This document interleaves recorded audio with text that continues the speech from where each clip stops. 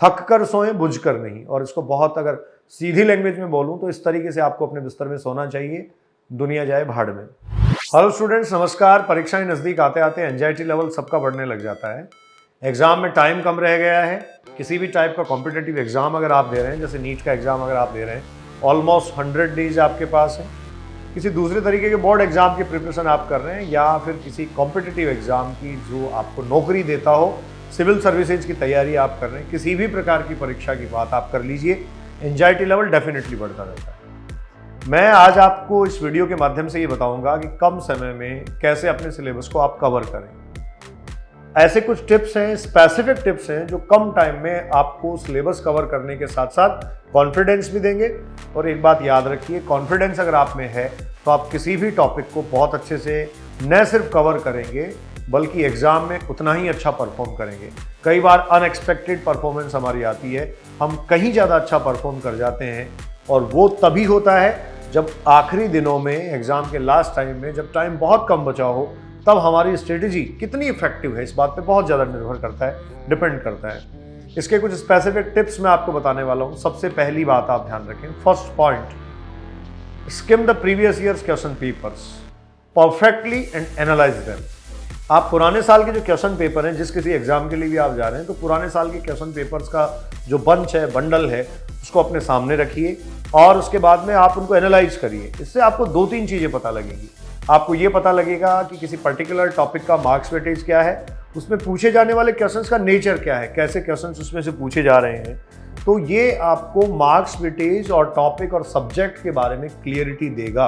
तो आपको पुराने साल के क्वेश्चन पेपर्स जो हैं उनको सबसे पहले सॉल्व करना चाहिए। एग्जाम टाइम में, कम टाइम में पूरे सिलेबस को क्लियर करने से पहले और कवर करने के लिए सबसे इफेक्टिव मेथड ये है। दूसरा, आप जब भी पढ़ रहे हैं तो पढ़ने के लिए आपको हर एक चीज़ को राइट डाउन करने की आदत होनी चाहिए। यह आपके हैबिट में होना चाहिए। स्पेसिफिकली साइंस के स्टूडेंट्स के लिए तो ये जरूरी है, उसके बिना ये बिल्कुल भी संभव नहीं है कि आप अच्छा परफॉर्म कर पाएँ। तो जब भी आप पढ़ रहे हैं तो साइड बाय साइड उसको ब्रीफ करते रहें, थोड़ा संक्षिप्त में लिखते रहें, जिससे आप लिखेंगे तो आपकी हैबिट होगी लिखने की, जो एग्जाम में भी आपको काम आएगी और साथ में आपका टॉपिक आपको रिकॉल होगा। इंपॉर्टेंट पॉइंट्स जो हैं, उन इंपॉर्टेंट पॉइंट्स को आप नोट करते रहें। जैसे मैं नीट एग्जाम के स्टूडेंट्स की बात अगर करूं तो उनको एनसीईआरटी जो दिया गया है, उस एनसीईआरटी में एक प्रॉपर स्पेस होता है। Left hand side, right hand side page पे प्रॉपर स्पेस एक है।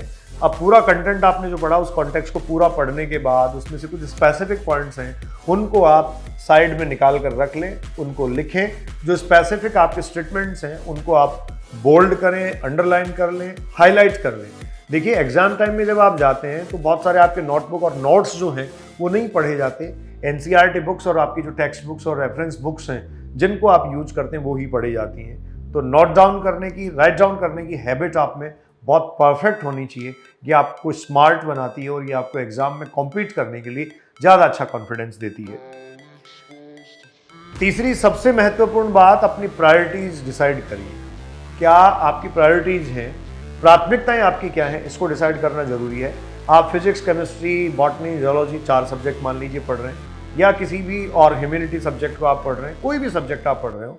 कुछ सब्जेक्ट्स ऐसे होते हैं जो आपके फेवरेट हैं और आपने काफ़ी कुछ कवर कर रखा है, तो अपने साइकोलॉजिकल बैकग्राउंड को समझिए और 2 तरीके से आप जा सकते हैं। एक तो आपको जो बहुत अच्छा आता है, जो आपने पढ़ रखा है, उसको थोड़ा साइड बाय साइड टाइम दें, और जो दूसरा आपको कम आता है या कम आपने सीख रखा है, उसको सिंपल टू कॉम्प्लेक्स पढ़ना शुरू करें। तो प्रायोरिटीज आप अपने डिसाइड कर लेंगे, उससे आपको ये बेनिफिट होगा कि आप अपने सब्जेक्ट में जितनी सारी डिफ़िकल्टीज आपको हैं, उन डिफ़िकल्टीज को सीक्वेंस में ला पाएंगे।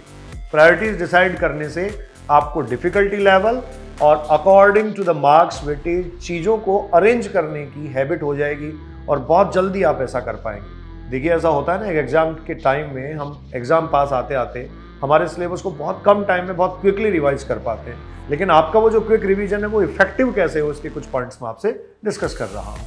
नेक्स्ट 4th पॉइंट है, do not take the frequent breaks. आप जब पढ़ने बैठते हैं, मान लीजिए किसी दिन आपके पास पूरा दिन पढ़ने के लिए ही है और एग्जाम का टाइम आते आते तो ऐसा होता ही है, तो आप फ्रीक्वेंट ब्रेक ना लें। आप पढ़ते हैं, फिर 10 मिनट 15 मिनट बाद में फिर जो है वो कुछ ना कुछ करने लग जाते हैं। स्पेसिफिकली जो आज के टाइम में इलेक्ट्रॉनिक आइटम्स हैं, गैजेट्स हैं, जो मोबाइल फ़ोन और इन सब चीज़ों का इस्तेमाल आप कोशिश करें कम से कम आप करें, वो थोड़ा सा आपको डाइवर्ट करती हैं। हाँ, लेकिन एक साइकोलॉजिकल फैक्ट आपको मैं बता दूं, 1-1.5 घंटे पढ़ने के बाद अगर आप उगता नहीं रहे हैं तो आप मानसिक रूप से अस्वस्थ हो सकते हैं।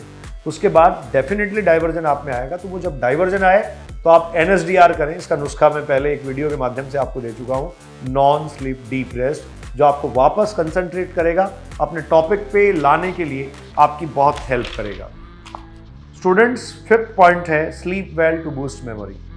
मेरा मानना यह है, मैं कई बार ऐसा सोचता हूँ कि जब आप अपना काम बहुत ईमानदारी से और बखूबी करते हैं तो कम से कम दिन में काम अपना पूरा करने के बाद शाम को जब आप सोने जाएं, अपने बिस्तर पे जाएं, थक कर सोएं, बुझ कर नहीं। और इसको बहुत अगर सीधी लैंग्वेज में बोलूं तो इस तरीके से आपको अपने बिस्तर में सोना चाहिए, दुनिया जाए भाड़ में।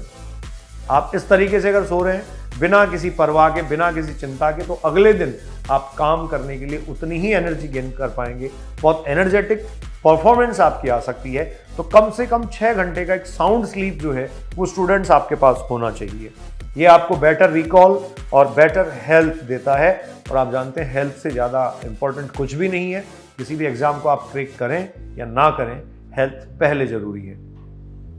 और अब सबसे बड़ी जो डिफिकल्टी है, और सबसे लास्ट में एक और स्पेसिफिक पॉइंट मैं आपको बताने वाला हूँ, बहुत सारे स्टूडेंट्स के साथ दिक्कत होती है, पहाड़ जैसा सिलेबस पड़ा है, बहुत सारी चीज़ें हैं, कैसे उनको करें। देखिए, आप अगर इस बात को सोचते रहेंगे तो आपके पहाड़ का साइज बढ़ने वाला है, धीरे धीरे वो और बढ़ेगा, क्योंकि पहले ही आपने काफ़ी टाइम खराब करके उसका साइज बढ़ा लिया है। पहले वो पहाड़ नहीं था, काफ़ी छोटा पत्थर था, अब उसको आपने पहाड़ कर लिया, तो उसका आकार आप क्यों बढ़ाने में लगे हुए हैं। हिमालय की बराबरी करने का अगर इरादा हो तो बात अलग है। तो आपको क्या करना चाहिए, start your work with small portions. छोटे छोटे पोर्शन से अपना काम करना शुरू कीजिए। छोटे पोर्शन पे आप काम करना शुरू करेंगे, कुछ दिन में आप में कंटिन्यूटी अगर बनेगी तो आपको इतना कॉन्फिडेंस आएगा कि आप बहुत जल्दी जो है वो इन सबको समराइज कर लेंगे। तो देखिए, मैं फिर से समराइज कर रहा हूं, आपको क्या करना चाहिए। सबसे पहली और जरूरी चीज आपके लिए है, आप अपने प्रीवियस ईयर्स के क्वेश्चंस पेपर्स को अरेंज करिए और उनको एनालाइज करिए। दूसरा, लिखने की हैबिट डालिए, आप में लिखने की आदत होनी चाहिए, साथ साथ आप लिखें। और इसके अलावा चैप्टर कंप्लीट करने के बाद कुछ स्पेसिफिक पॉइंट्स को राइट डाउन आप करें, नोट डाउन करें, ये आपको अच्छा परफॉर्मेंस देगा। फ्रिक्वेंट ब्रेक आप नहीं लें। इसके अलावा आपको सब्जेक्ट पे फोकस अगर करना है, थोड़ी देर बाद में अगर आपको थकान होती है तो 10 से 15 मिनट का ब्रेक आप ले सकते हैं। आपको अच्छी और भरपूर नींद करनी चाहिए। भरपूर का मतलब लंबी अवधि से नहीं है, साउंड स्लीप आपको लेना चाहिए, यह आपको बहुत मदद करेगा। छोटे पोर्शन, स्मॉल पोर्शन के साथ आप शुरुआत करें, कम पढ़ना, स्मॉल पोर्शन के साथ पढ़ना शुरू करेंगे तो डेफिनेटली ये आपको काफ़ी अच्छा हेल्प कर देगा। और सबसे ज़रूरी, अपनी प्रायोरिटीज़ डिसाइड करिए, आपको कौन सी चीज़ें प्रायोरिटी पे रखकर पहले करनी है। आप जुड़ रहे थे अभिव्यक्ति के माध्यम से और मैं हूं आपके साथ MM Baldodiya. Enjoy your life, be safe and achieve your goal, do your best of luck.